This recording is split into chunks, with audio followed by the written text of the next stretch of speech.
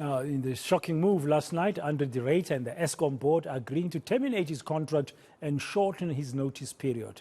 That was after that explosive interview with my colleague Annika Larsen here on eNCA. In it, de Ruyter claims senior ministers were aware of ongoing looting at the utility. What impact does this have now on the South African political landscape, the whole Eskom shenanigans? Let's speak now to political analyst Sandile Swana. Good afternoon, Sandile.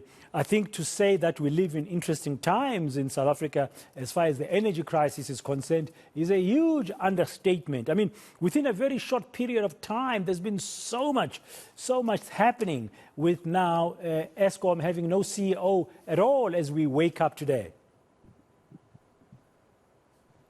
Yes, I mean, some have highlighted, of course, that, this is apparently CO number 10 in 13 years. So, you don't last 2 years and so on. But the Ruyter has lasted since the beginning, largely the beginning of Cyril Ramaphosa's term in 2019 until now. But the issues that have caused the termination of his contract, which is the corruption at Eskom, and more especially corruption by members of Cyril Ramaphosa's cabinet, at a time when Ramaphosa was claiming that from 2017 until now, he's going to be stamping out corruption, and Eskom had been pinpointed as the central theater of corruption, the main theater of corruption by Jabu Mabuza, the previous chairman, the late Jabu Mabuza. So Cyril Ramaphosa politically is very exposed now. Relative to these revelations by de Ruyter. Yeah, especially de Ruyter mentioning these unnamed senior minister that he had spoken to, and now people are calling for him to be more responsible and tell us exactly who is this minister that he was dealing with in this case.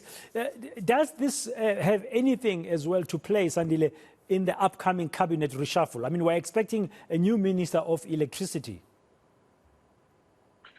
Yes, I think it does have something to do with it. If Pravin Gordhan or Gwede Mantashe are the two ministers involved, either the one who made the verbal statements that people should be allowed to eat, let's say Pravin said that, I'm just making an example, and then Gwede being the one who's actually eating, then both of them are implicated in this. And therefore Cyril would then want to say, look, can we get somebody who's neutral and not tainted by this whole thing to be the Minister of Electricity, to the extent that he wants to keep both of them in his cabinet for other reasons, political reasons and self-preservation?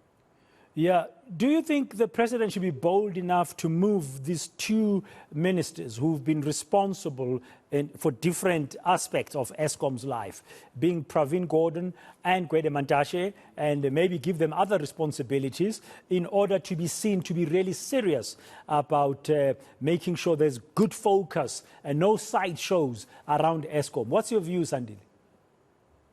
I think it's very tricky now because the way Cyril Ramaphosa has structured this thing is that there's about 6 ministers, that as I counted them, who make up this National Energy Crisis Committee of Ministers.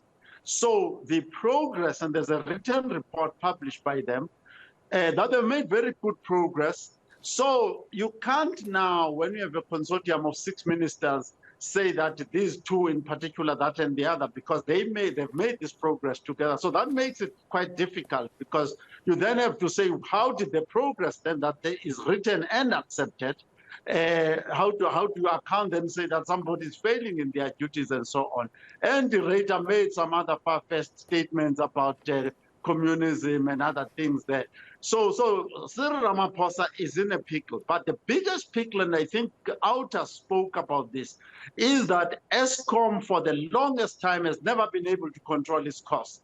And they've not been able to control their costs because of mismanagement of corruption and poor governance. And that is the issue that I don't know how the Minister of Electricity will solve.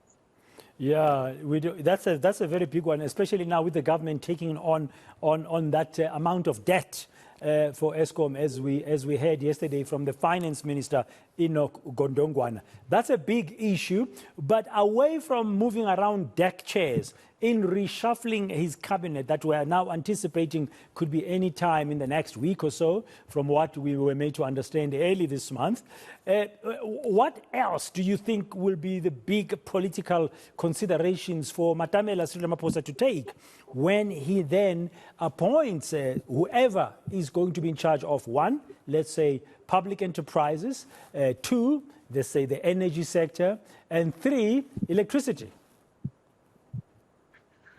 Cyril Ramaphosa has got two areas of competence that he needs to deal with. One is the economics/accounting, because the control of money in all these state enterprises and Eskom has been out of control for a long time. Two, we have been lacking engineering capacity in the cabinet, and I don't think, other than vague references to the to Buti Manamela, there is no serious engineering capacity in the cabinet and in this portfolio that you've mentioned. So to me, even if you lose Mandashe and Pravin Gordhan, you still need, one, a person who's competent in economics and accounting, two, a person who's competent in engineering. So that would be the type of new faces perhaps that you would want to bring on board in that space, specifically of the public enterprise. Yeah, there is this gentleman called Hussein Ramaphosas, or some people call him Sputla. He's a civil engineer and he's been running infrastructure. His name has been linked, even here on eNCA, by my colleague Sally Badet a few days ago to Minister of Electricity. But Mr. Ramaphosas said no, he does not know anything. We'll have to wait and see, Sandile. Thank you very much for your time and analysis this afternoon as we look at the political implications of the latest developments surrounding Eskom.